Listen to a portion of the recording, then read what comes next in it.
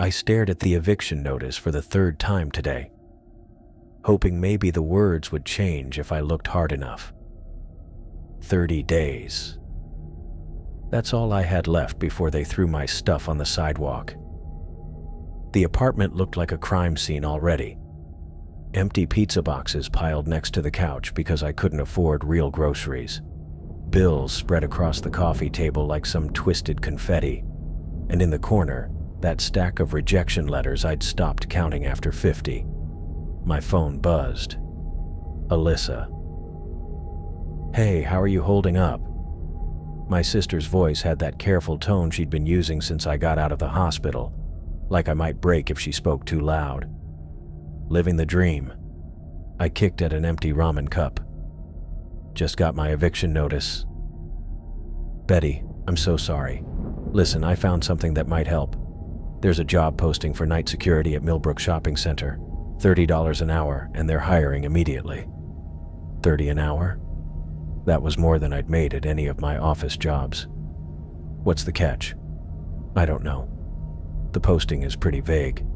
Just says they need someone right away for overnight shifts." She paused. "I know it sounds weird, but weird doesn't matter right now."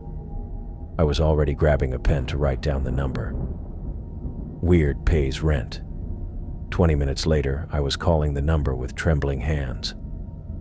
A man picked up on the second ring. "Jonathan Bradley speaking."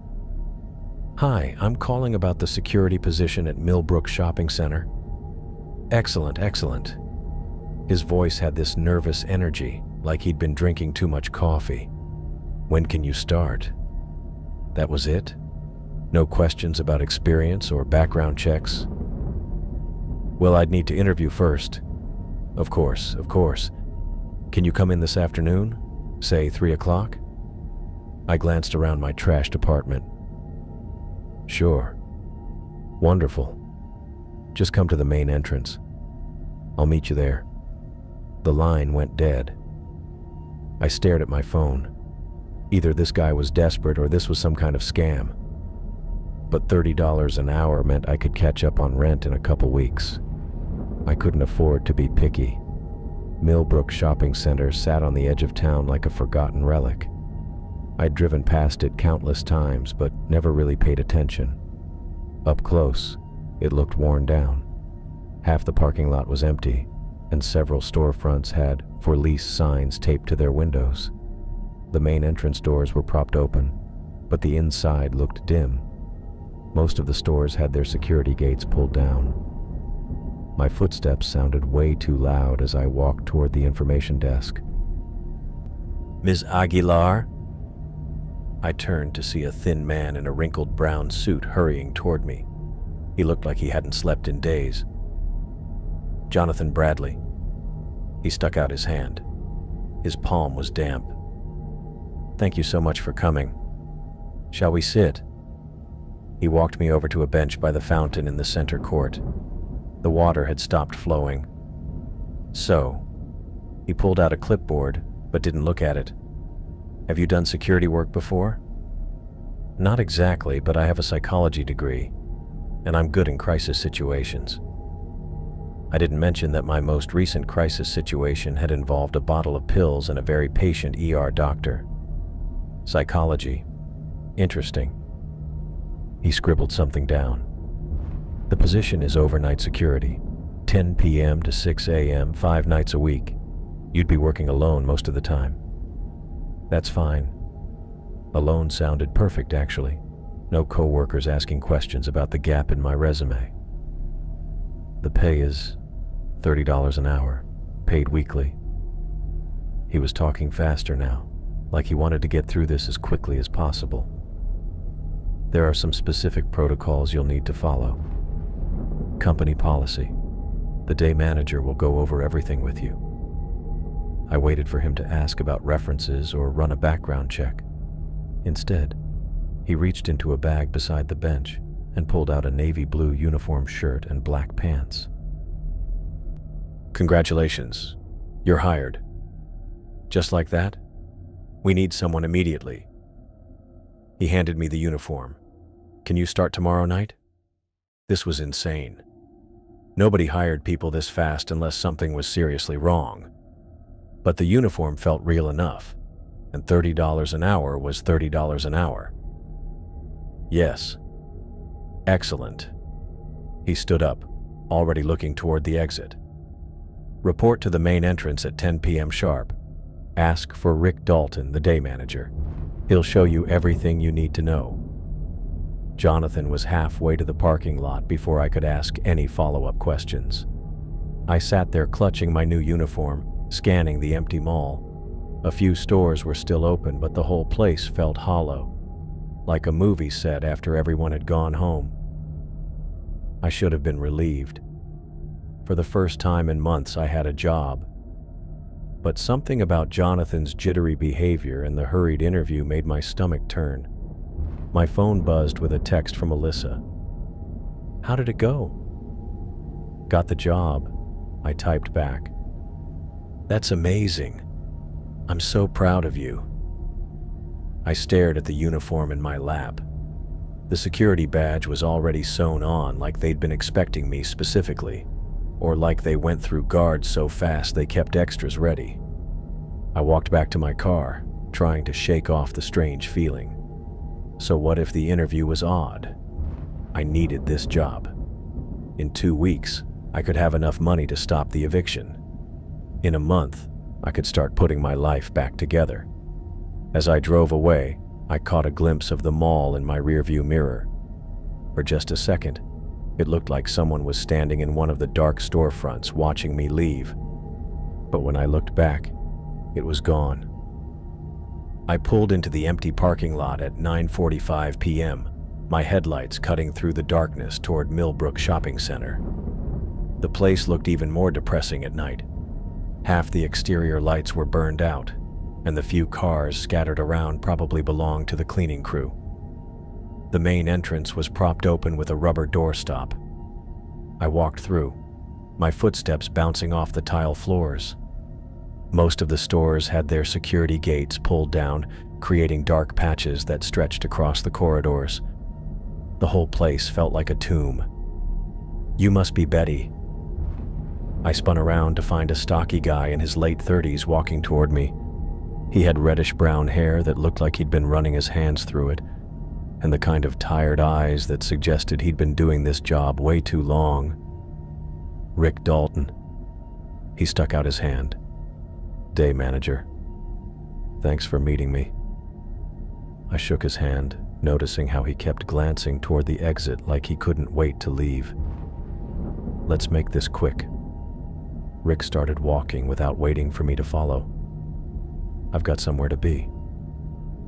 He took me through the main hallway, showing me the important spots as we walked. "Security office is back here behind the food court. That's your home base. Radio, monitors, coffee machine that works half the time." The security office was a small room with a desk, a bunch of black and white screens showing different areas of the mall, and a chair that had definitely seen better days. Rick picked up a plastic-covered sheet from the desk and passed it to me. "Company rules. Read them. Memorize them. Follow them exactly." I looked down at the list. The first few items seemed normal enough. Patrol every hour, check all doors, report any suspicious activity. But then things got weird. "Greet Clyde in the department store window during each patrol." I read aloud. "Who's Clyde?" "Mannequin in the men's clothing display. Just say hello and keep moving." "You want me to talk to a mannequin?" Rick was already heading toward the door. "Company policy. Liability thing." I kept reading. "Avoid the staff-only door near the food court storage area. Do not open under any circumstances." I looked up. "What's in there?" "Nothing you need to worry about." Rick checked his watch again. "Just stay away from it." The next rule made me blink twice. "Ignore any sounds, movements, or voices that seem weird or out of place. Old building. Pipes make noise, security gates rattle. Don't let it spook you." "And this one?" I pointed to the bottom of the list. Never interact with anyone wearing a top hat? Rick stopped walking. For the first time since I'd met him, he looked directly at me. That one's important. You see someone in a top hat, you go the other direction, fast. Why would someone be wearing a top hat in a mall? Just follow the rules, Betty.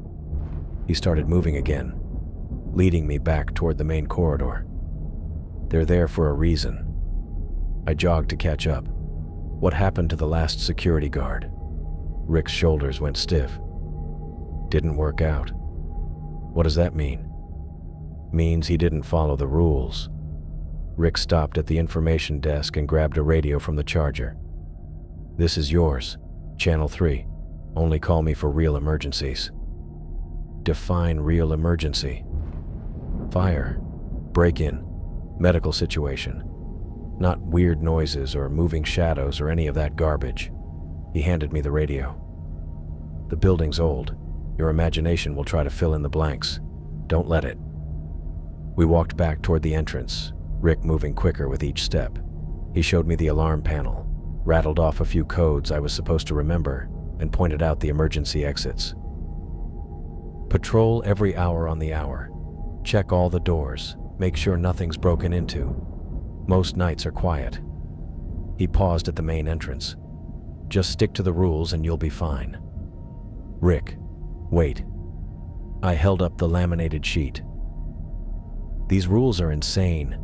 Talking to mannequins? Avoiding people in top hats? What kind of place is this? He turned back, and I saw something in his expression that made my stomach drop.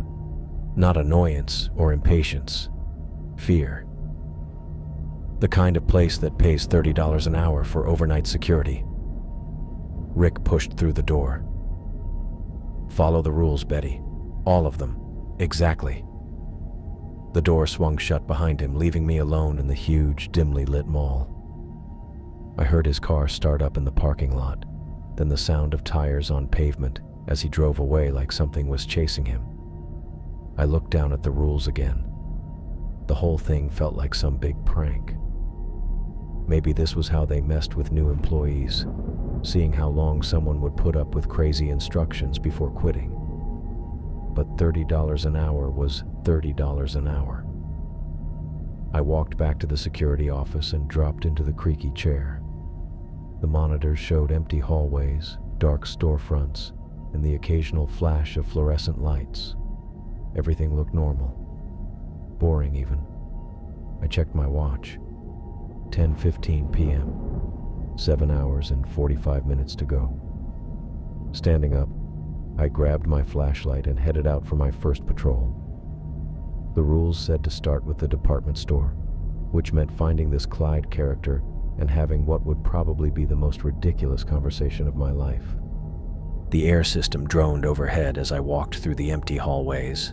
My footsteps bounced off the walls, making the place feel even more hollow than it had during the day.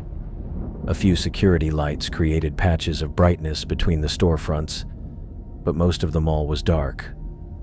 I found the department store and walked toward the men's clothing section. There, positioned in the front window display, stood a male mannequin in an expensive-looking charcoal suit. The nameplate at the base read Clyde. I felt like an idiot, but I needed this job. "Hi, Clyde," I muttered, then kept walking. One rule down, several more to go. This was going to be a long night. I grabbed my flashlight and headed out for my first real patrol, the rule sheet folded in my back pocket. The mall felt different now that I was alone. Bigger somehow, with too many dark corners and empty spaces that went on and on. The department store stood ahead, its entrance wide open like a gaping mouth. I walked through the aisles of discounted clothing and clearance items, my footsteps quiet on the thin carpet. The men's section sat in the back corner, and there he was. Clyde stood in the window display, perfectly positioned in his charcoal gray suit. The mannequin was tall, maybe 6 feet, with that fake handsomeness that display figures always had. His glass eyes caught the security lighting in a way that made them look almost alive. I felt like a complete idiot. "Hi, Clyde," I muttered, then kept walking before anyone could witness me talking to a piece of plastic. The rest of the patrol went smoothly. I checked doors, tested locks, made sure all the security gates were properly locked down. Most of the stores were dark, their windows blocked by metal barriers. The whole place felt deserted, which I guess it basically was after 10 p.m. I made it back to the security office and dropped into the creaky chair. The monitors displayed empty hallways and darkened shops. Nothing moving, nothing unusual. Maybe this job would be dull instead of strange. I could handle dull. An hour later, I grabbed my flashlight again and headed out for round 2. The rules said every hour on the hour, so every hour on the hour it was. I was walking past the food court when I heard something that made me stop. A soft, rustling sound, like fabric moving. I clicked on my flashlight and swept the beam across the tables and chairs. "Hello?" My voice echoed off the tile walls. The beam caught something near the fountain. Blankets. Old ones. Bundled up like someone had been sleeping there. As I got closer, the bundle moved. "Don't call it in." An elderly man sat up from the blankets, blinking in my flashlight beam. He had long gray hair pulled back in a ponytail and a weathered face that suggested he'd been living rough for a while. "Sir, you can't be here." I kept my voice gentle. The rules said to report unauthorized persons, but this guy looked harmless. Tired and cold, but harmless. "Name's Patrick." He stood up slowly, favoring his left leg. "I know I'm not supposed to be here, but it's cold tonight, and the security usually doesn't mind if I stay quiet." I glanced around the deserted food court. The man was probably in his 60s, clearly homeless, and it was November. Calling the cops would just get him arrested for trespassing. "How long have you been coming here?" "Few months now. Since they hired the last security guard." Patrick gathered his blankets around his shoulders. "Nice kid. Didn't hassle me about sleeping here." "What happened to him?" Patrick's expression changed. Something guarded crept into his eyes. "Didn't work out." That was the same thing Rick had said. I was getting sick of hearing that phrase. "Look, I'm not going to call anyone, but you need to stay out of sight if other people come through." Patrick nodded. "Appreciated. You seem like good people." I walked back toward the security office, but something made me turn around. "Patrick, you want some coffee? The machine in the office actually works." His face brightened. "That'd be real nice." I brought him a cup of coffee that was only kind of awful and sat down at one of the food court tables.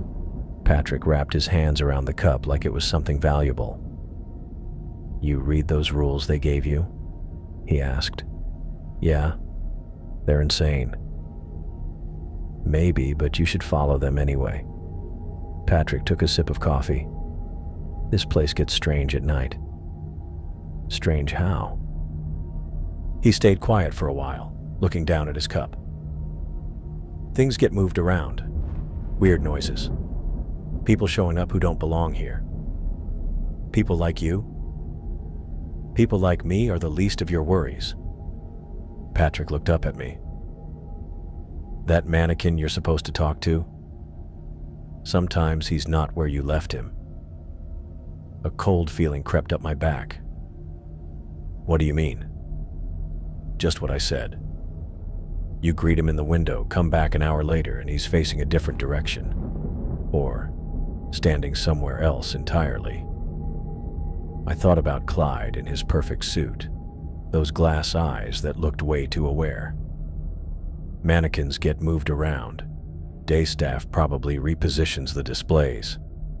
At 2 in the morning? I didn't have an answer for that. Follow the rules, Patrick said again. All of them. Even the ones that sound crazy. I left him with his coffee and headed out for my next patrol. The mall felt different now. Like Patrick's words had changed something in the air. I found myself looking over my shoulder more, jumping at shadows that were probably just security lights flickering. The department store was my last stop. I walked through the aisles toward the men's section, my flashlight beam dancing across clothing racks and sale signs. Clyde stood in his window display exactly where I'd left him. "Hi, Clyde," I said, feeling slightly less ridiculous this time. I was turning to leave when I heard something that made my blood freeze. A child's voice, singing softly.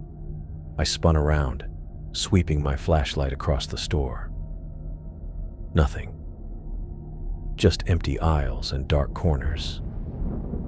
The singing continued, coming from somewhere near the front of the store. I followed the sound, my pulse racing.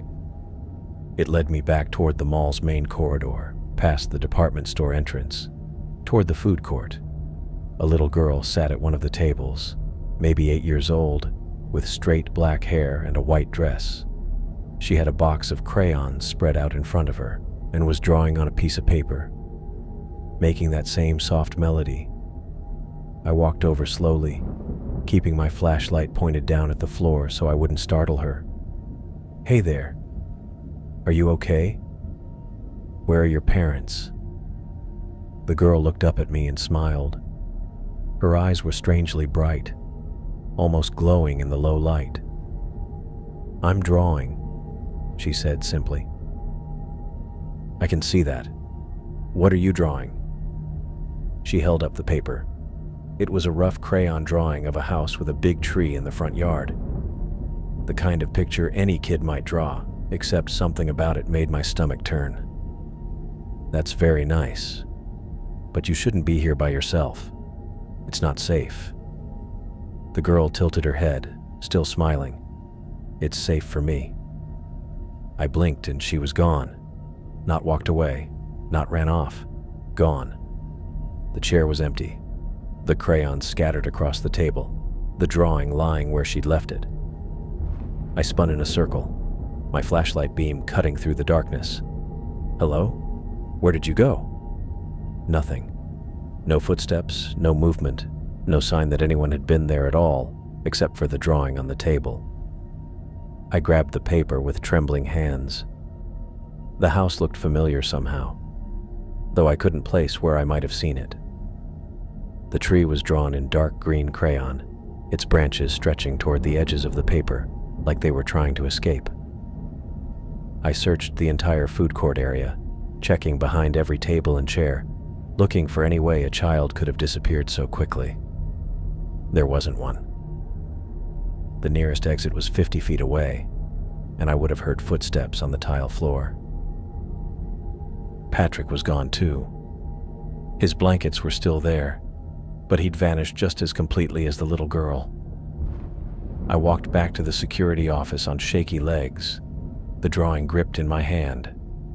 The monitors showed empty hallways and dark storefronts. No sign of a child or an elderly homeless man anywhere in the building.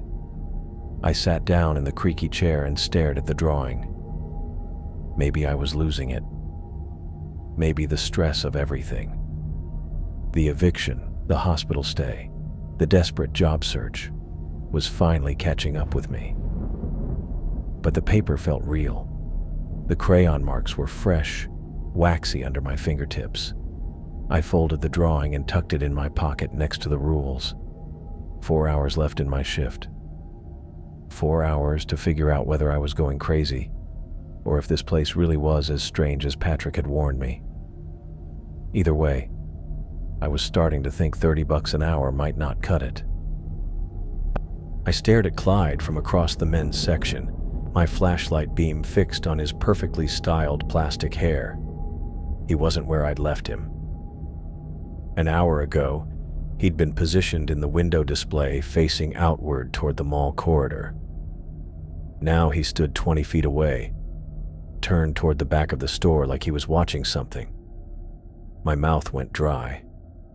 Patrick's words bounced around in my head. Sometimes the mannequin wasn't where you left him. I'd brushed it off as paranoid rambling, but here was proof that something was seriously messed up with this place. I walked closer, my sneakers squeaking against the department store's thin carpet. Clyde's glass eyes seemed to follow my movement, though I knew that couldn't be right. Just the security lighting hitting them from different angles. He was standing right in front of a door I'd never seen before. Plain white paint, mostly faded, with a simple sign that said, "Authorized personnel only," in black letters. This had to be the staff-only door Rick had warned me about, the one I was supposed to stay away from no matter what. But Clyde was facing right toward it.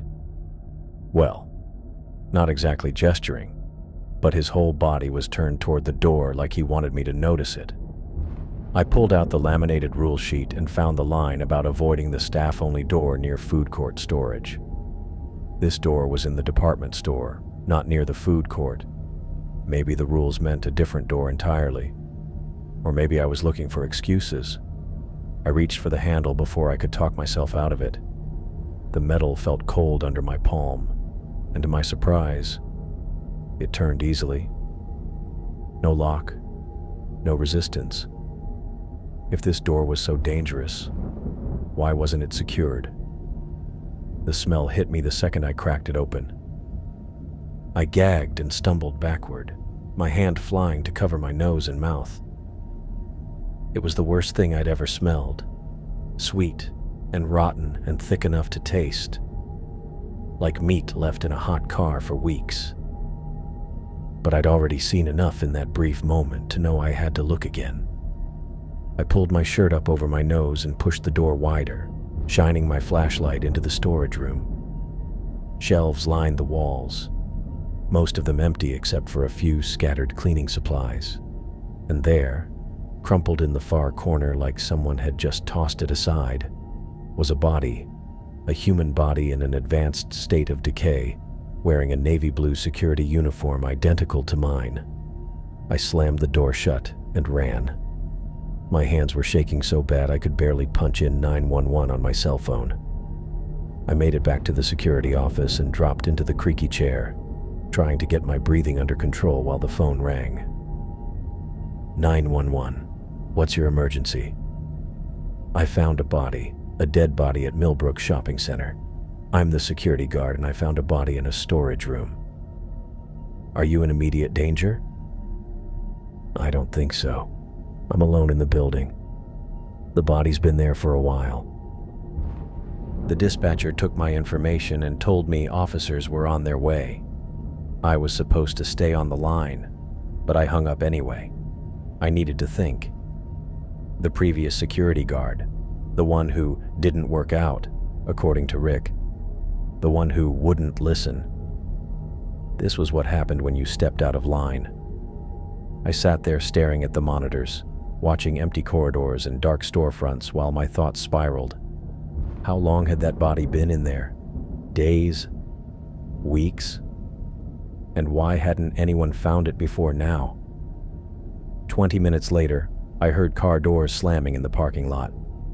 I walked to the main entrance and found two police officers approaching, a tall black woman and a shorter blonde woman, both looking like they'd rather be anywhere else at this hour. You the one who called about a body? The black officer showed me her badge. Officer Paget. This is Officer Roach. Betty Aguilar. I'm the night security guard.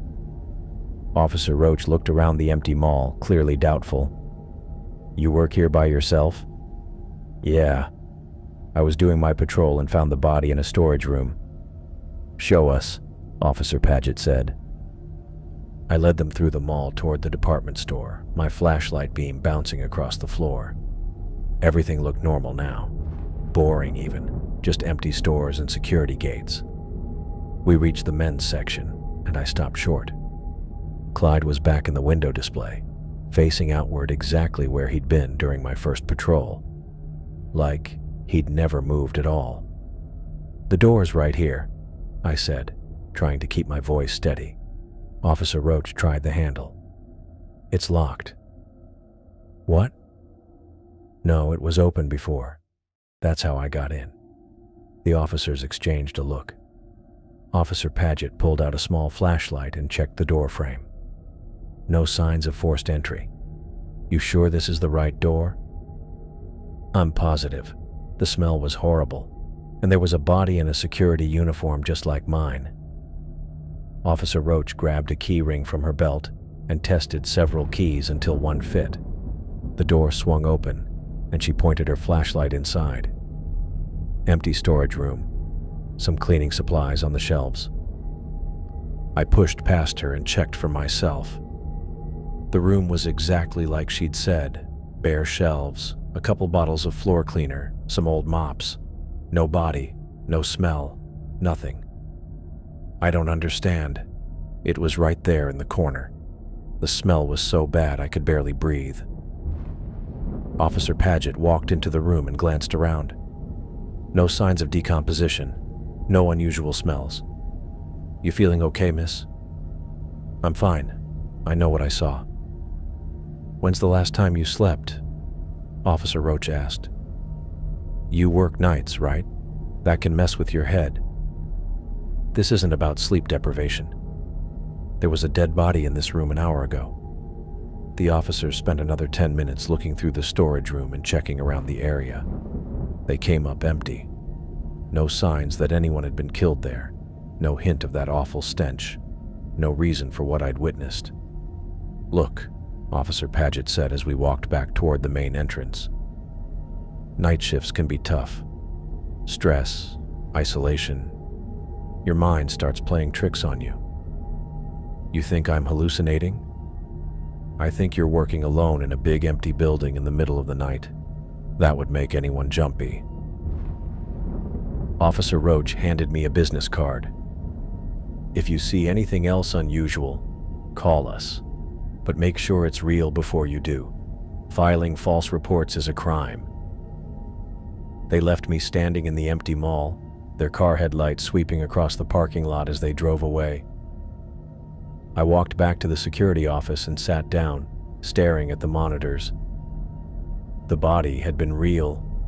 The smell had been real. I wasn't losing my mind, but somehow it had all vanished now. My radio crackled to life. Betty, you there? Rick's voice. I grabbed the radio. Rick, what are you doing awake? Got a call from the police dispatch. Something about you reporting a dead body. Where are you? Parking lot. Buzz me in. I walked to the main entrance and found Rick standing outside, looking more tired than angry. He was wearing sweatpants and a wrinkled t-shirt, like he'd thrown on clothes and rushed over. What happened? He asked as I let him in. I told him everything. The mannequin's new position, the unlocked door, the body in the security uniform, the police finding nothing. Rick listened without interrupting, his face growing more tired with each detail. The previous security guard, I said when I finished. That was him, wasn't it? Rick rubbed his face with both hands. Yeah, probably. What do you mean, probably? Either it was or it wasn't. It was him, but he's not really dead. Rick, I saw a decomposing corpse. You saw what happens when someone breaks the rules. The door shows you things. Warnings, maybe. Or threats. Rick started walking toward the security office. The body disappears when the door closes. It always does.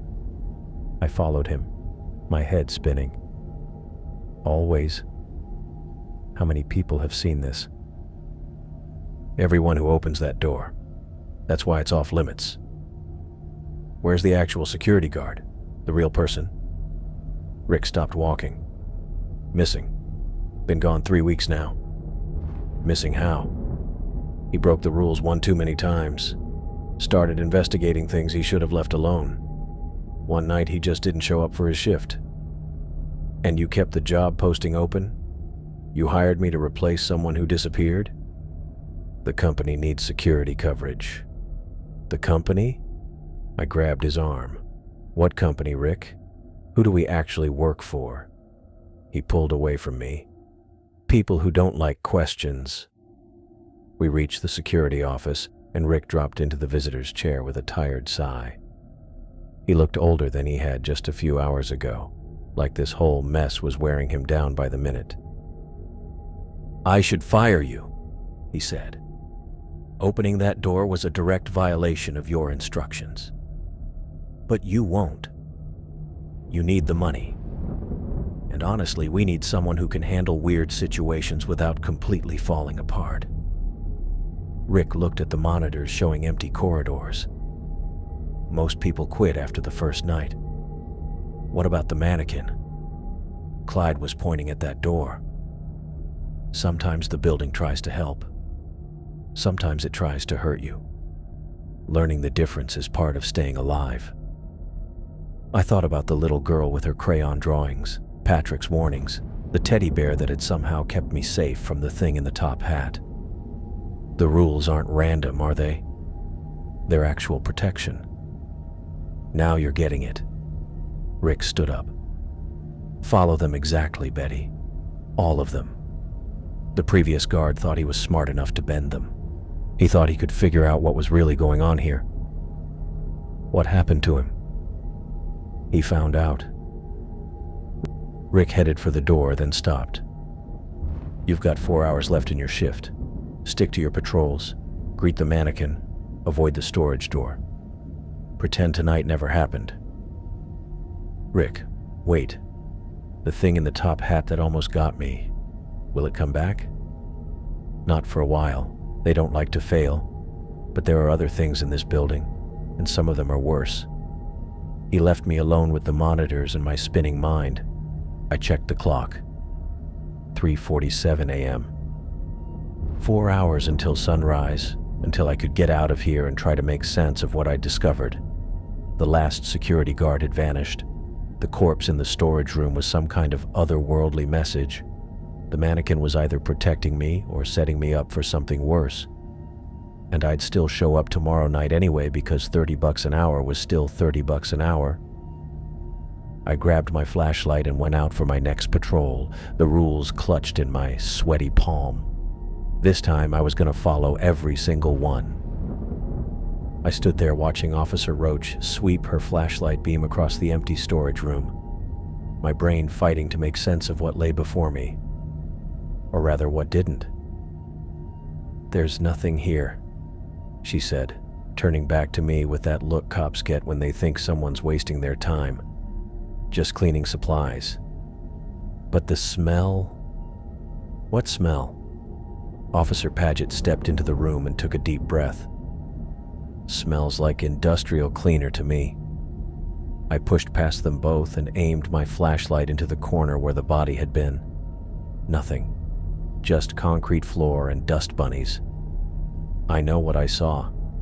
There was a dead person in a security uniform right there. The officers exchanged another look. Officer Roach shut her notepad with a snap. "Miss Aguilar, when's the last time you got a full night's sleep? This isn't about being tired. Night shift work can mess with your head," Officer Paget said, her tone gentler now. "Especially in a big empty building like this. Your mind starts filling in the blanks." "You think I'm hallucinating?" "I think you're under a lot of stress. New job, working alone, probably not eating right." She handed me a business card. "If you see anything else unusual, call us. But make sure it's actually there before you do." Officer Roach wasn't as diplomatic. "Filing false reports is a misdemeanor, just so you know." They left me standing in the department store, their footsteps clicking across the tile as they walked back toward the main entrance. I heard car doors slam, engines start, headlights sweep across the storefront windows. I was alone again. I looked at Clyde, back in his window display like he'd never moved. His glass eyes caught my flashlight beam, giving him that creepy look of being aware. "What the hell is going on here?" I whispered. My radio crackled. "Betty, you there?" Rick's voice made me jump. I grabbed the radio. "Rick, it's almost midnight. What are you doing up?" "Got a call from dispatch. Something about you reporting a dead body." "Where are you?" "Parking lot." "Let me in." I walked to the main entrance and found Rick standing outside in sweatpants and a wrinkled t-shirt, looking like he'd thrown on clothes and rushed over. His hair was sticking up on one side. "What happened?" he asked as I unlocked the door. I told him everything. The mannequin pointing at the door, that awful stench, the rotting body in the security uniform, the cops finding nothing. Rick listened without cutting me off, but his face went from irritated to just plain tired as I kept talking. "The previous security guard," I said when I finished. "That was him, wasn't it?" Rick rubbed his face with both hands. "Yeah, probably." "What do you mean, probably?" "It was him, but he's not really dead." "Rick, I saw a corpse." "You saw what happens when someone breaks the rules. The door shows you things, warnings maybe, or threats." He started walking toward the security office. "The body disappears when the door closes. It always does." I followed him, feeling dizzy. Always? How many people have seen this? Everyone who opens that door. That's why it's off limits. Where's the actual security guard? The real person? Rick stopped walking.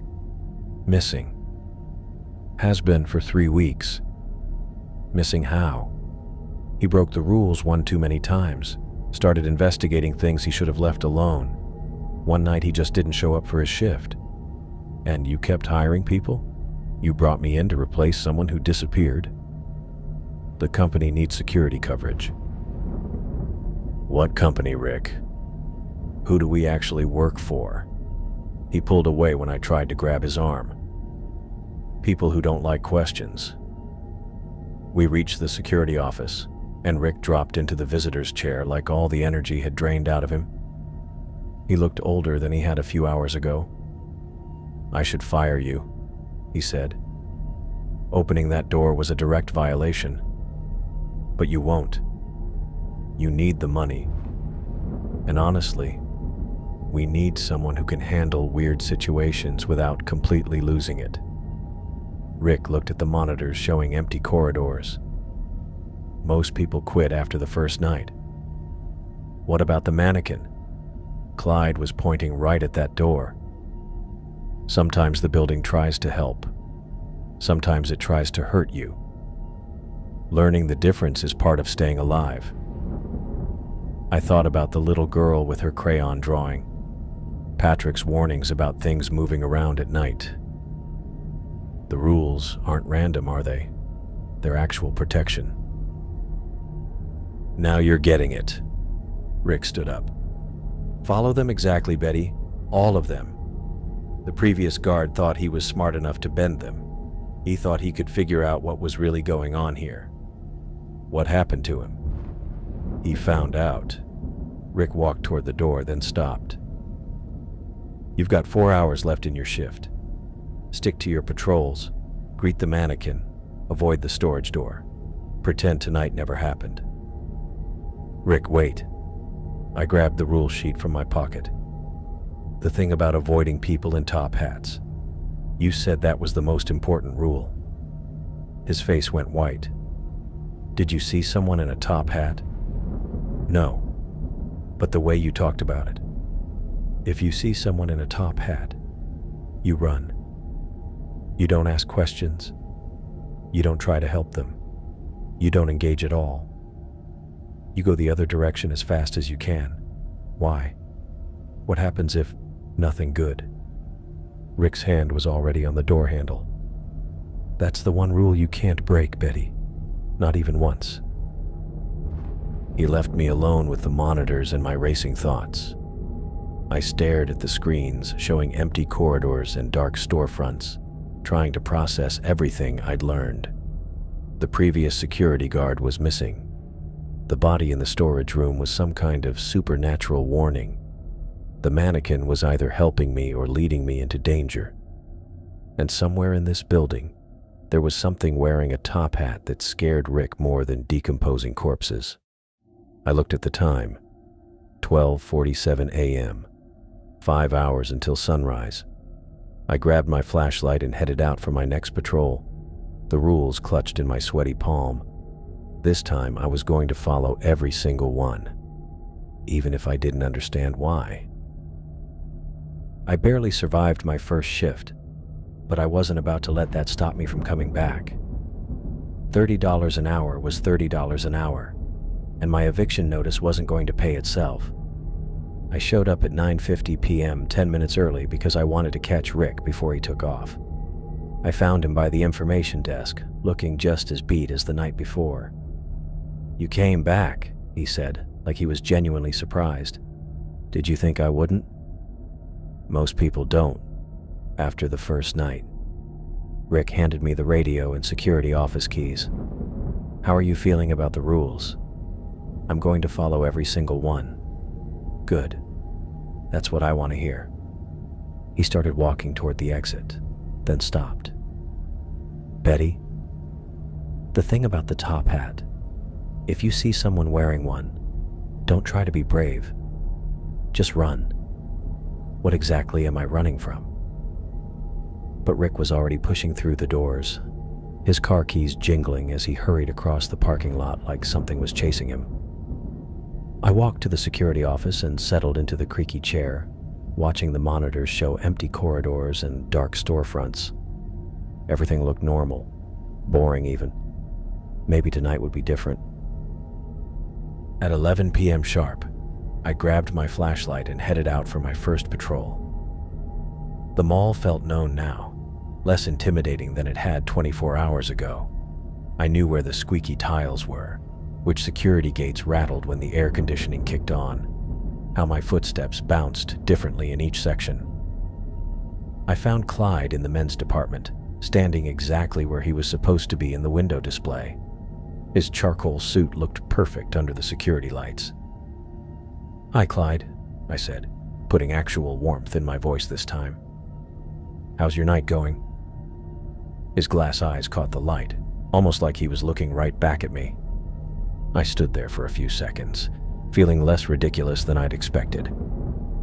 If greeting a mannequin was the weirdest thing that happened tonight, I could handle that. The rest of my patrol went without a hitch. All doors locked, all security gates in place, no signs of break-ins or trouble. I checked the staff-only door near the food court storage area and kept moving without slowing down. Whatever was behind that door could stay there. Back in the security office, I made myself coffee from the machine that only worked half the time and watched the monitors. Empty hallways, dark storefronts, nothing stirring anywhere in the building. At midnight, I left for my second patrol. Walking past the food court, I caught the usual sound of shifting fabric and spotted Patrick's blankets piled by the fountain. "Hey," I called softly. "It's just me." Patrick sat up, squinting in my flashlight beam. He looked more alert tonight, less like someone who'd been living on the streets. "You came back," he said. "Yeah, well, I need the money. Most people don't come back after the first night. So I keep hearing." I sat down at one of the food court tables. "Patrick, last night you said this place gets strange. What did you mean exactly?" Patrick pulled his blanket tighter around his shoulders and glanced across the empty food court.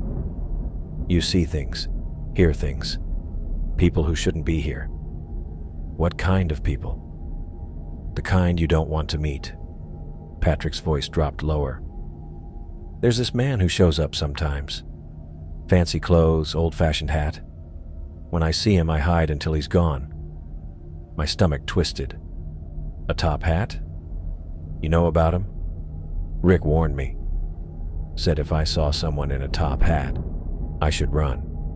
Patrick nodded grimly. "Smart advice. That one's different from the others. More dangerous." "Others?" "The little girl's harmless. Sad, but harmless. The mannequin moves around, but he's trying to help, I think. But the man in the hat, Patrick shuddered. He talks to you, knows things about you he shouldn't know, tries to convince you to do things. What kind of things? Bad things. Permanent things. Patrick met my eyes. He showed up the night before you started, asked me about the new security guard, wanted to know what kind of person you were. I didn't tell him anything. I felt cold even in the mall's stuffy air. He knows about me. He knows about everyone who works here. Past, present, future. Patrick stood up and started gathering his blankets. I'm going to find somewhere else to sleep tonight. You should stick close to the security office. Patrick, wait. Why do you stay here if it's so dangerous? He paused, his blankets bundled in his arms. Same reason you do. Don't have anywhere else to go.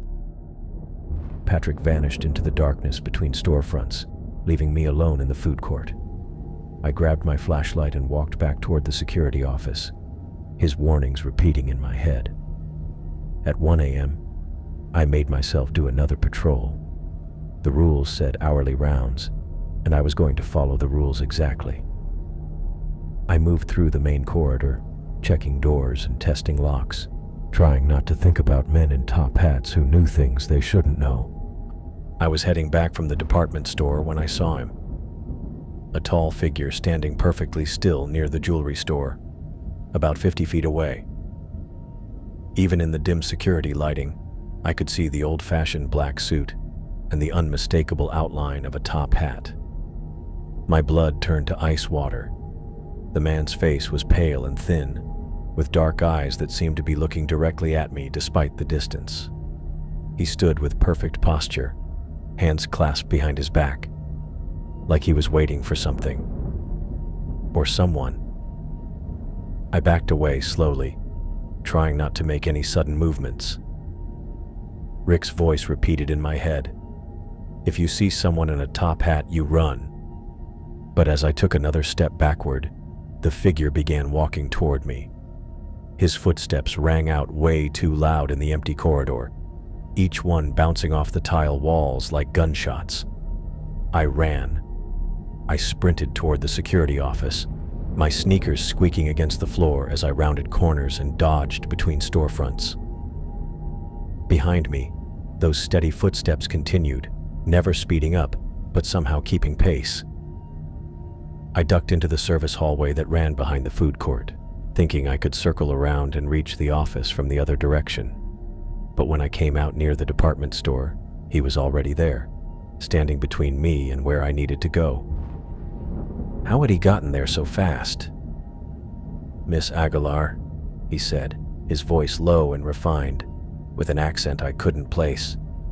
"There's no need to run." I backed away, panic flooding my chest. He knew my name. "I understand you've been having difficulties," he continued, taking a step closer. "Financial troubles, personal struggles, the recent unpleasantness at the hospital." My mouth went dry. Nobody knew about the hospital except my family and the doctors. I'd never told Rick or Jonathan about the pills, the emergency room, the psychiatric hold. "How do you know about that?" "I know many things about you, Betty.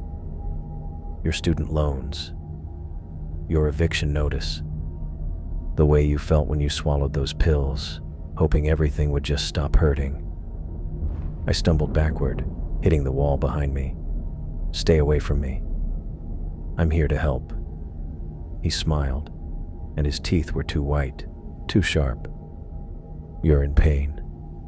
You've been in pain for so long. I can make it stop. I don't want your help." "Of course you do. That's why you took those pills. That's why you're working in this terrible place for terrible people who don't care if you live or die." He took another step closer. "I can arrange an accident, something quick and painless. No one would blame you. No one would even be surprised." I pressed myself against the wall, trying to get as far away from him as possible. "You're insane." "I'm practical. You're going to die anyway, Betty. If not tonight, then next week or next month. This job will kill you eventually. Everyone who works here dies or disappears. I'm simply offering you a choice in how it happens. No. Think about it. Your sister won't have to worry about you anymore. Your parents won't have to watch you struggle. You won't have to face another eviction notice or another rejection letter or another night in this horrible place." He was close enough now that I could see his eyes weren't quite human, too dark, too deep, like looking into empty wells. "All you have to do is say yes." I ran again, this time toward the food court. Maybe Patrick was still around. Maybe he could help, or at least witness what was happening to me. But the man in the top hat was faster than he looked. He showed up around every corner before I could reach it, always blocking my way, always wearing that awful grin. "You can't run forever, Betty. This building has rules, and one of them is that everyone pays a price eventually." I burst into the food court, gasping for breath. "Patrick, Patrick, are you here?" The man in the top hat stepped into the food court behind me, his footsteps bouncing off the tile walls. "Your homeless friend can't help you. No one can help you. This is between you and me." "Betty!" Patrick's voice came from somewhere near the fountain. "Toy store. Now!" I saw him step out from behind a pillar, his blankets gripped tight in his hands. He looked scared but set on whatever he was planning. "Run!" he shouted. "Toy store. Grab the brown teddy bear. Hold it tight." The man in the top hat turned toward Patrick, his smile disappearing. "This doesn't concern you, old man." "Like hell it doesn't." Patrick stepped forward, putting himself between me and the thing in the top hat. "Betty, go. Now." I sprinted toward the toy store while Patrick began yelling at the top of his lungs, making as much noise as he could. He was smashing something metal against the fountain, creating a racket that bounced through the entire mall. "Hey! Hey! You fancy bastard! You want someone? Come get me! I'm right here!" I rushed into the toy store and searched the shelves desperately, hunting for a brown teddy bear. My hands trembled as I shoved aside dolls, action figures, and board games. There, on the bottom shelf, squeezed between a toy truck and a puzzle box, a beat-up brown teddy bear with button eyes and a red ribbon around its neck. The second I picked it up, it felt warm, as if it had been sitting in sunshine. I snatched the bear and ducked behind a display of kids' bikes, clutching it to my chest like Patrick had told me to. Outside the store, I could hear him still yelling, still creating a distraction. Then Patrick screamed. It was a sound I'd never heard anyone make before. Pure terror and pain mixed together. The scream stopped suddenly, leaving a silence so complete it made my ears ring. I stayed hidden behind those bicycles for over an hour, holding the teddy bear and listening to the terrible quiet that had taken over the mall. The bear felt warm against me, and somehow that heat made me feel safer, like it was shielding me from something I couldn't see. When I finally crept out of the toy store, the food court was empty. Patrick's blankets were scattered around the fountain, like he'd just vanished mid-sentence. No sign of the man in the top hat. No sign of Patrick. I pulled out my radio with shaking hands. Rick, are you there?" Static, then his tired voice. "Betty? What's wrong?" "Patrick's gone. The man in the top hat was here, and Patrick saved me, and now he's gone." A long pause. Then Rick let out a breath, the sound crackling through the radio speaker. "You made it through," he said. "That's what matters." "What about Patrick?" "Patrick knew what could happen if he stayed in the mall. He chose to help you anyway." "The teddy bear. How did he know about the teddy bear?" "We've got protective items planted around the building. Things that can help if you know where to find them. Rick's voice was getting fainter, like he was moving away from his radio. Take the rest of the night off, Betty. Go home. Process what happened. Rick, I can't keep doing this. People are disappearing. People are dying. People are paying their rent, including you. The radio crackled. Be here tomorrow night, same time. The thing in the top hat won't come back for a while. They don't like to fail. The radio went silent, leaving me alone in the empty food court with a teddy bear and the sound of Patrick's scream still bouncing around in my head. I walked back to the security office, grabbed my stuff, and headed out to the parking lot. I sat in my car for 20 minutes, staring at the building and trying to make sense of what I'd just gotten myself into. Patrick was gone. The previous security guard had vanished, and I was still planning to come back tomorrow night because $30 an hour was $30 an hour. I drove home gripping the stuffed bear, wondering how many more people would vanish before I figured out what was really going on in that place. Or before I vanished myself. I clutched the teddy bear against my chest, feeling its strange warmth seep through my security uniform. Outside the toy store, Patrick was still shouting, his voice bouncing off the food court walls as he banged something metal against the fountain. Come on, you fancy piece of shit. You want someone? I'm right here. The bear's button eyes stared up at me from where I crouched behind the bicycle display. Its fur was worn smooth in places, like a kid had loved it for years before it ended up on this shelf.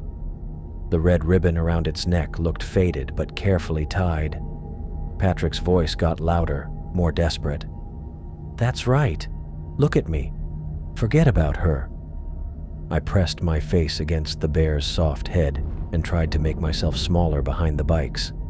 The warmth spread through my arms, my chest, like sitting next to a fireplace on a cold day. Whatever this thing was, it felt safe in a way nothing else in this mall did. The yelling stopped.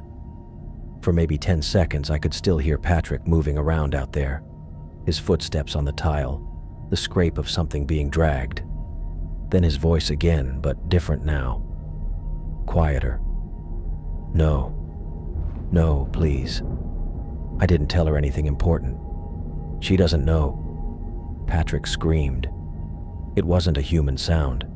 It was the noise someone makes when something inside them breaks completely, when pain goes beyond what a person can handle. The scream sliced through the empty mall like a blade, echoing off every surface until it felt like the building itself was crying out. Then nothing. The silence that followed was worse than any sound. It pressed down on me, making my ears ring and my chest tight. I held the teddy bear closer and counted my heartbeats. 1, 2, 3. Nothing moved in the food court. No footsteps, no voices, no metal scraping against concrete. I stayed behind those bicycles for over an hour, listening to that terrible quiet and feeling the bear's warmth keep me steady. Every few minutes I'd hear the building settle or the air conditioning kick on, and I'd freeze up thinking something was coming for me. But the bear stayed warm, and somehow that made me feel safe. When I finally worked up the courage to leave the toy store, I crept out like I was walking through a minefield. The food court looked exactly the same as always, except for Patrick's blankets scattered around the fountain like someone had thrown them in every direction. His coffee cup sat on one of the tables, still half full. No sign of Patrick, no sign of the man in the top hat. I pulled out my radio with trembling hands. Rick? Rick, are you there? Static crackled for a few seconds before his voice came through, tired and flat. Betty? What's going on? Patrick's gone. The man in the top hat was here, and Patrick saved me, and now he's gone. A long pause. I could hear Rick breathing on the other end, probably figuring out what to say. You made it through, he said finally. That's what matters. What about Patrick? Patrick knew what could happen if he stayed in the mall. He chose to help you anyway. I stared at the scattered blankets, the forgotten coffee cup. The teddy bear. How did he know about the teddy bear? We've got protective items planted around the building, things that can help if you know where to find them. Rick's voice was getting fainter, like he was walking away from his radio. Take the rest of the night off, Betty. Go home. Process what happened. Rick, I can't keep doing this. People are disappearing. People are dying. People are paying their rent, including you. The radio crackled with static. Be here tomorrow night. Same time. The thing in the top hat won't come back for a while. They don't like to fail. The radio went dead. I stood there in the empty food court, holding a teddy bear and listening to Patrick's scream still bouncing around inside my head. I walked back to the security office and grabbed my keys, my phone, the rule sheet.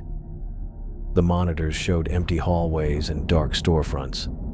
Everything back to normal, like nothing had happened. Like Patrick had never been there at all. In the parking lot, I sat in my car for 20 minutes, staring at the mall's dark windows and trying to figure out what I'd gotten myself into. The teddy bear sat in my passenger seat, still warm, still somehow reassuring, even though it represented everything wrong with this place. Patrick was gone. The previous security guard had vanished.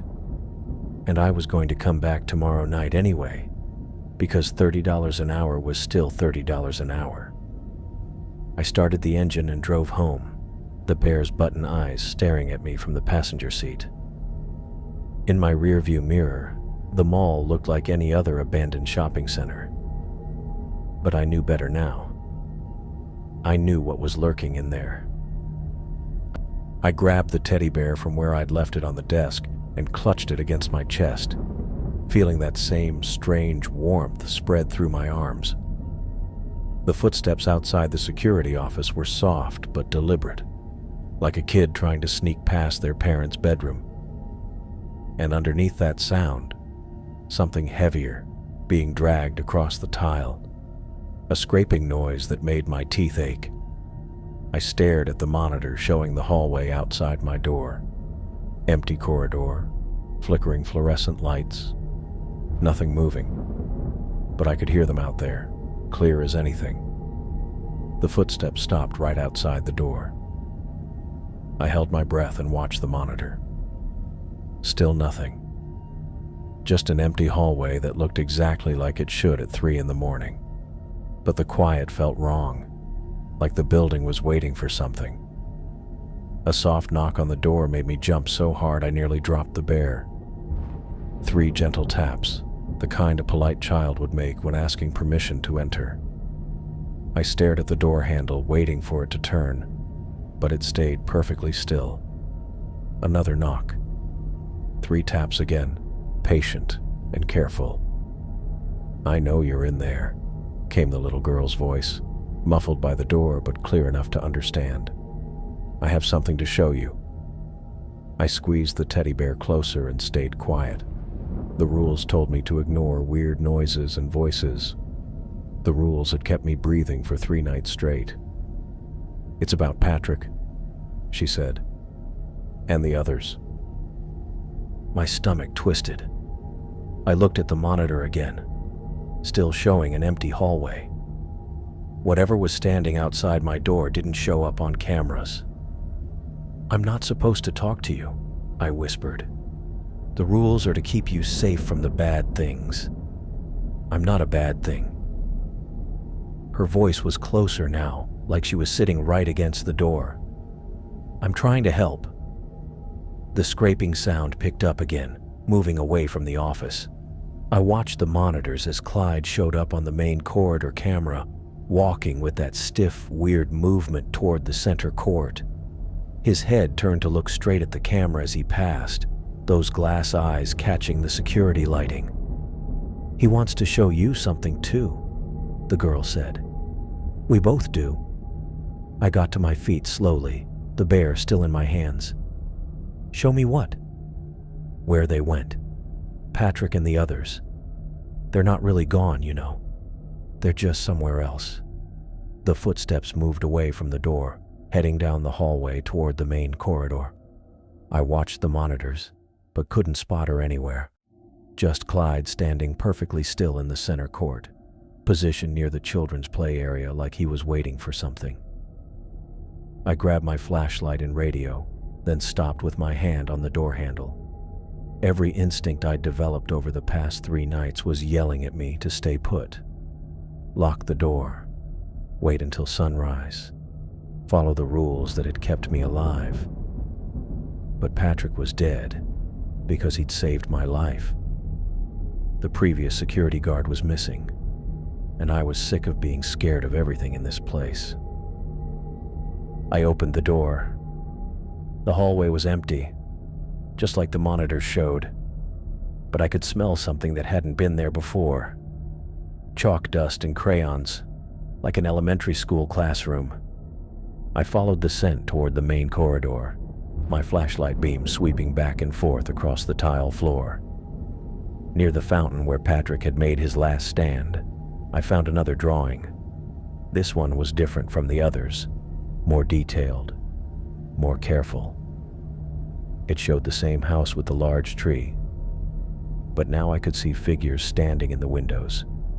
A man with long gray hair, a young guy in a security uniform, other faces I didn't recognize, all looking out from inside the house like they were trapped there. At the bottom of the drawing, written in careful crayon letters, "They're waiting for you." I looked up from the paper and saw Clyde standing about 20 feet away, completely still near the play area. His glass eyes caught my flashlight beam, and for just a second I could swear he nodded. "You found it?" The girl's voice came from somewhere behind me. I spun around, but she wasn't there, just empty storefronts and darkness. "The house is real," she continued, her voice echoing off the walls like she was speaking from inside the building itself. "It's where everyone goes when they can't stay here anymore." "Where are you?" I called out, my voice bouncing around the empty mall. "I'm everywhere and nowhere. It's complicated." A giggle that sounded like wind chimes. "But I can show you how to find the house, if you want to see Patrick again." I stared at the drawing in my hands, at those faces pressed against the windows. "Is he okay?" "He's safe. Safer than he was here. But he misses you." The scraping sound started again, and I watched Clyde begin moving toward the department store. His movements were smoother now, less like a mannequin being dragged and more like someone walking with purpose. "Follow him," the girl said, "but bring the bear. You'll need it where we're going." I held the teddy bear closer and started following Clyde, my shoes making soft sounds on the tile floor. Behind me, I could hear the girl's steps too, light and quick, staying with us but just out of view. We made our way through the department store, past racks of marked-down clothes and sale displays. Clyde walked with that same careful pace, never turning around, but somehow knowing I was behind him. He took me toward the back of the store, past the men's section where I'd first met him, into parts I'd never really checked during my usual rounds. "Almost there," the girl whispered, her voice coming from somewhere among the clothing racks. Clyde stopped in front of what looked like a solid wall covered with mirrors, the kind department stores use to make spaces look bigger. But as I got closer, I could see that one of the mirror panels was slightly different from the others. The reflection was wrong. Instead of showing me and Clyde, it showed the house from the drawings, complete with the large tree and figures in the windows. "Touch the mirror," the girl said, "right in the center." I reached out with my free hand, the teddy bear still warm against my chest. The moment my fingers touched the glass, it rippled like water. The surface turned liquid, showing not my reflection, but a doorway leading into the house I'd seen drawn so many times. Through the opening, I could see Patrick sitting in a rocking chair on a front porch, looking exactly like he had in the mall, but somehow more solid, more real. He saw me and smiled, raising one hand in a small wave. "Betty," he called out, his voice clear and strong. "You found us." Behind him, I could see other people moving around inside the house, the young security guard Rick had talked about. A few others I didn't know, all wearing that same calm look Patrick had on his face. "It's not what you think," the girl said, and now I could see her reflection in the mirror too, standing right beside me even though she wasn't actually there. "It's not death. It's just somewhere else. Somewhere the bad things can't reach." I looked at Clyde, who had turned to face me directly. His glass eyes seemed more alive than they ever had before. "Why are you showing me this?" I asked. "Because you have a choice to make," the girl said. "You can keep working here, following the rules, watching more people disappear, or you can understand what this place really is." "What is it?" "A doorway. The mall, the entities, all of it. It's a way station between worlds. Some people get pulled through against their will. Others choose to go." The girl's reflection smiled sadly. "I chose to stay in between, to help people decide." I stared at Patrick through the liquid mirror. He looked happy, or at least content. More relaxed than I'd ever seen him during our short time together. "If I go through, can I come back?" "I don't know," the girl said honestly. "No one's ever tried." The mirror started to turn solid again, the image of the house growing dim. Patrick pressed his hand against what had to be a window on his side, and I put mine against the glass on mine. For just a moment, it felt like we were actually touching. Then the mirror went back to normal, showing only my reflection, and Clyde standing still beside me. "Think about it," the girl's voice whispered, already fading. "But don't think too long. The man in the top hat will come back eventually, and next time, there won't be anyone to save you." I stood there for a long time, staring at my reflection and holding the teddy bear. Clyde had returned to his mannequin stillness, but I could swear his expression looked different now. Less blank, more knowing. I walked back to the security office with the new drawing clutched in my hand, my mind racing with everything I'd seen. The monitors showed empty corridors and dark storefronts, everything back to how it was before. But nothing about this place would ever feel right again. I had 4 hours until sunrise, 4 hours to figure out what to do with everything I'd learned. Patrick was alive somewhere else. The mall was some kind of supernatural way station, and I had a choice to make: stay and keep following the rules, watching people vanish one by one, or step through a mirror into a house where the missing people waited, not knowing if I'd ever be able to come back. I placed the teddy bear on the desk and stared at the drawing of faces in windows, wondering which choice would come back to haunt me more. I stayed in my chair, gripping the teddy bear and watching the monitors as the footsteps moved away from my door. On camera 3, the little girl appeared in the main corridor, walking hand in hand with Clyde, like she was taking her favorite toy for a stroll. The sight should have been beyond belief. Clyde was a mannequin, plastic and metal, and glass eyes that couldn't see anything. But he walked beside her with smooth, natural steps, his head turning when she pointed at things along their path. They were heading toward the children's play area near the center court. The girl stopped every few feet, pointing at specific spots while Clyde's head turned to follow her directions. His movements looked disturbingly human now, like whatever force controlled him was getting stronger. The rules said to ignore weird sounds, movements, and voices. The rules had kept me alive for 3 nights, while other people vanished. But watching this felt different then hiding from the man in the top hat. The girl had tried to help me before, leaving drawings that looked like warnings or messages. On monitor 5, they reached the toy store where I'd hidden with the teddy bear. The girl pointed excitedly at the entrance while Clyde turned to face the store directly, his glass eyes catching the security lighting. Then she did something that made my stomach drop. She pulled a piece of paper out of thin air, holding it up toward the security camera like she knew I was watching. Even through the grainy black and white feed, I could tell it was another drawing.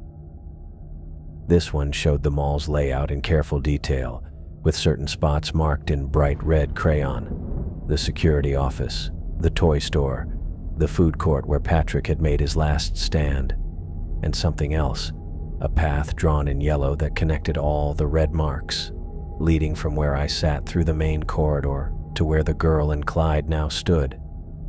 She wanted me to follow them.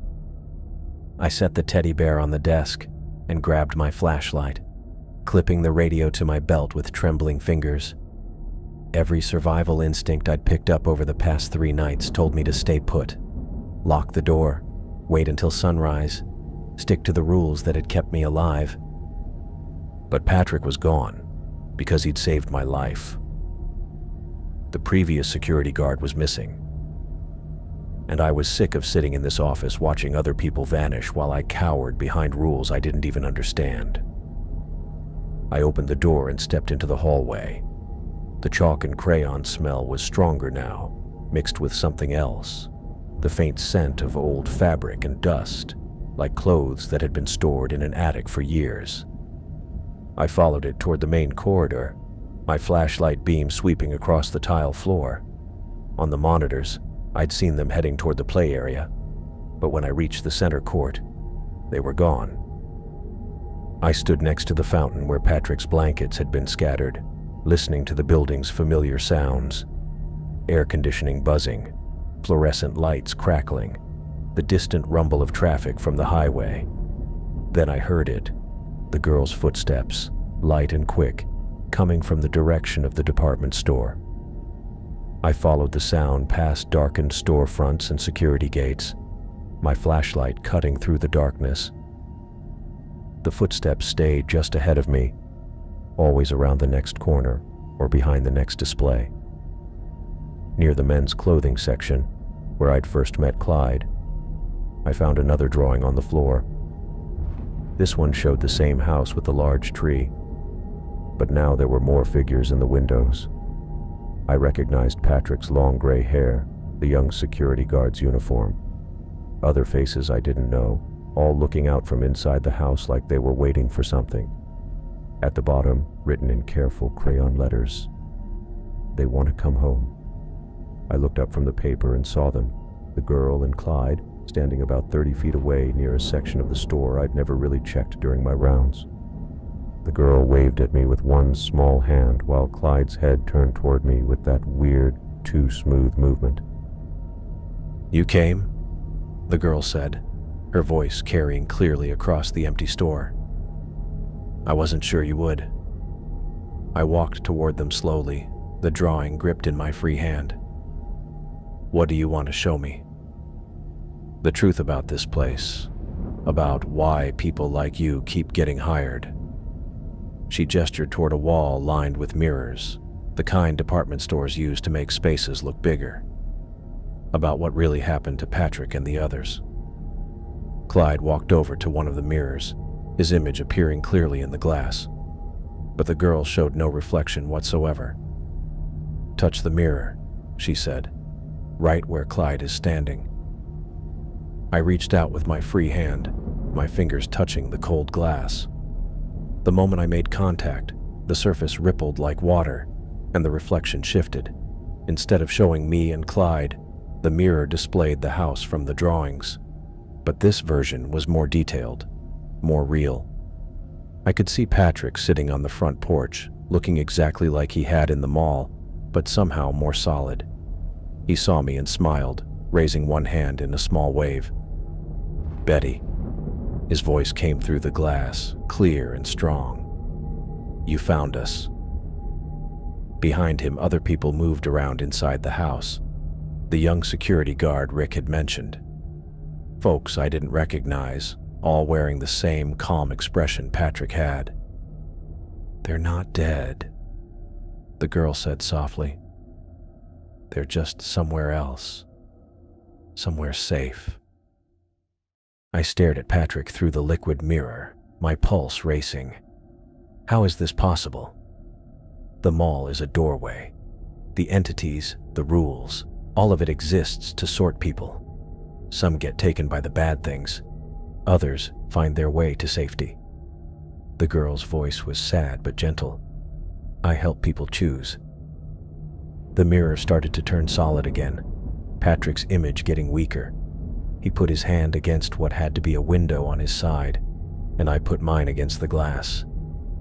For just a moment, it felt like we were actually touching. Then the mirror went back to normal, showing only my reflection and Clyde standing still beside me. "Think about it," the girl whispered, her voice already fading. "But don't think too long.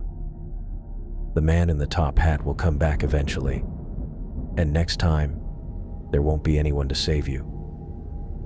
I stood there staring at my reflection, holding the drawing and trying to process what I'd just witnessed. Clyde had gone back to his mannequin stillness, but something in his glass eyes seemed different now. Less empty, more aware. I walked back to the security office with my thoughts spinning, the new drawing pressed tight against my chest. The monitors displayed empty hallways and dark storefronts, everything appearing normal again. But I realized now that normal was just another word for hiding from the truth. I had 3 hours until sunrise. 3 hours to figure out what to do with everything I'd learned. Patrick was alive somewhere else. This place was some kind of supernatural sorting system, and I had a choice to make: keep following the rules and watching people vanish, or find out what was on the other side of that mirror. I placed the drawing on the desk next to the teddy bear and stared at the faces in the windows, wondering which choice would hurt me more. I followed the sound through the department store, weaving between clothing racks and clearance displays towards sections I'd never bothered exploring during my regular patrols. The girl's footsteps stayed just ahead, always around the next corner or behind the next fixture. My radio crackled softly on my belt, the small screen showing security feeds as I moved. I caught glimpses of them on camera, the girl's white dress flashing past monitor 3, Clyde's stiff body appearing on monitor 7 near the back wall of the store. They were leading me somewhere specific. I reached the back section where employee break rooms and storage areas sat clustered behind the main shopping floor. The footsteps stopped. I swept my flashlight across the wall, searching for any sign of where they'd gone.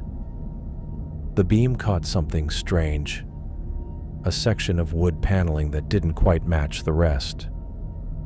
The grain ran in a different direction, and there was a small gap along one edge that looked deliberate. I pressed my hand against the panel and felt it give slightly. When I pushed harder, it swung inward on hidden hinges, showing a narrow opening behind the false wall. Cool air drifted up from below, carrying the scent of concrete and old paper. A staircase led down into darkness, the steps worn smooth like they'd been used for years. The girl appeared at the bottom of the stairs, her white dress glowing faintly in the dim light. She looked up at me and smiled, not the innocent expression of a child, but something older and more knowing. "Come down," she called softly. "I want to show you something important." Clyde's head appeared beside her, turning with that weird smoothness to face me directly. His glass eyes caught my flashlight beam as he started moving further down into the underground space. I stood at the top of the hidden staircase, my hand holding tight to the doorframe. Every rule I'd memorized told me to turn around, go back to the security office, wait for sunrise, pretend I'd never found this place. But Patrick was gone. because he'd tried to protect me. The previous security guard had vanished after asking too many questions, and I was tired of following rules that kept me in the dark while other people paid the price. I went down the stairs. The underground space was bigger than I'd expected, with concrete walls and fluorescent lights that blinked on automatically as I went down. The air smelled like a basement, damp and stale, with hints of something chemical I couldn't place. The staircase opened into a tunnel that stretched in both directions, vanishing into darkness beyond my flashlight's beam. The walls were covered with drawings, dozens of them, all showing the same house with the large tree. But these weren't crayon sketches like the ones I'd found upstairs. These were detailed, careful illustrations that looked like blueprints. Between the drawings, photographs were taped to the concrete. Missing person flyers, security guard ID badges, pictures of people I didn't recognize, all wearing expressions of confusion or fear. I found Patrick's face among them. Not a recent photo, but one that looked like it had been taken years ago when he still had a home and a job. Below it, someone had written, "Recruited November 15th," in neat handwriting. Next to Patrick's photo was another security guard, younger than me with nervous eyes and a forced smile. His name tag read, Marcus. Below his picture, recruited October 28th, disappeared November 12th. The previous guard Rick had talked about, the one who'd broken the rules and looked into things he should have left alone. I kept walking, my footsteps bouncing off the tunnel walls. More photos, more dates. The pattern went back months, maybe years. Security guards hired and vanished. Homeless people who'd looked for shelter in the mall. Even a few maintenance workers and cleaning staff. All of them recruited. All of them gone. The tunnel bent right, and I spotted light up ahead. Not those harsh fluorescent strips running along the walls, but something gentler and warmer. I walked toward what appeared to be a bigger room. The girl sat there waiting for me, legs crossed on the concrete floor next to Clyde, who stood completely still against the far wall. But what covered that wall made me stop breathing. Monitors. Dozens of them, displaying every corner of the mall in sharp, vivid detail. Not the grainy black and white feeds from the security office, but high-definition color images that caught things the regular cameras missed. I could see myself on one of the screens, standing in the tunnel with my mouth hanging open. But I could also see other things. Shadows moving through the hallways upstairs, figures that didn't show up on the regular security system. "You've been watching me," I said. The girl nodded. "We watch everyone who works here, from the moment they're hired until..." She waved her hand toward the wall of missing person photos. "Until they disappear." "Until they choose," she corrected. "Everyone gets to choose. Eventually." I looked at Clyde, who stayed perfectly still but somehow felt more real than he ever had upstairs. "What kind of choice?" "The same one Patrick made. The same one Marcus made before him." The girl stood up, smoothing down her white dress. "Stay and follow the rules until something worse than the man in the top hat finds you. Or step through the mirror and join the others in the safe place." "What about a third option? What about leaving, quitting the job and walking away?" The girl's expression grew sad. "Look at monitor 12. I found the screen she meant. It showed the mall's parking lot, but not as it was now. This was daytime footage, and I could see a young man in a security uniform walking toward a beat-up Honda Civic. He looked relieved, like someone who'd just gotten away from something awful. "Marcus," the girl said. 3 days after he found this room, he decided to quit and drive away. The footage kept rolling. Marcus climbed into his car and turned the key. He backed out of his spot and drove toward the exit. Then the car just quit moving. Not like it had broken down or run out of fuel. It simply froze in place, as if someone had hit pause on the whole world. Marcus stepped out and glanced around, looking confused, even through the blurry video. He walked back toward the mall, his steps getting stiffer as he went. By the time he reached the doors, he moved exactly like Clyde had, rigid and awkward, like a puppet on strings. "He came back inside," the girl said quietly, "and we never saw him again, not even in the safe place." I stared at the monitors, at the wall of missing people, at the girl who looked 8 years old, but spoke like someone who'd seen way too much. "How long have you been down here?" "Time works differently when you're between places. Sometimes it feels like days, sometimes like years." She walked over to one of the drawings on the wall, tracing the outline of the house with her finger. "I used to live there, you know, in the house, before I decided to stay and help." "Help with what?" "Making sure people understand their choices, making sure they know what they're really choosing between." She turned back to me, her dark eyes reflecting the monitor light. "The man in the top hat doesn't give people choices. He just takes them. But there are other ways to leave this place." I thought about Patrick's calm face in the mirror, about the way he'd waved at me like he was really glad to see me. Is he really safe? Patrick? Safer than he ever was here. Safer than you are now. The girl walked back to where Clyde stood against the wall. "But you can't stay down here much longer. They'll notice you're missing from your patrol route."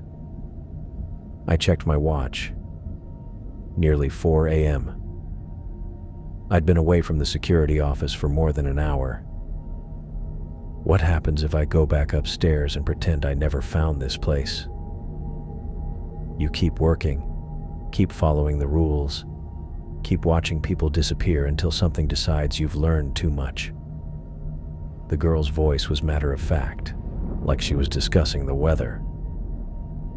Or until you break down and make a mistake that lets the bad things catch you.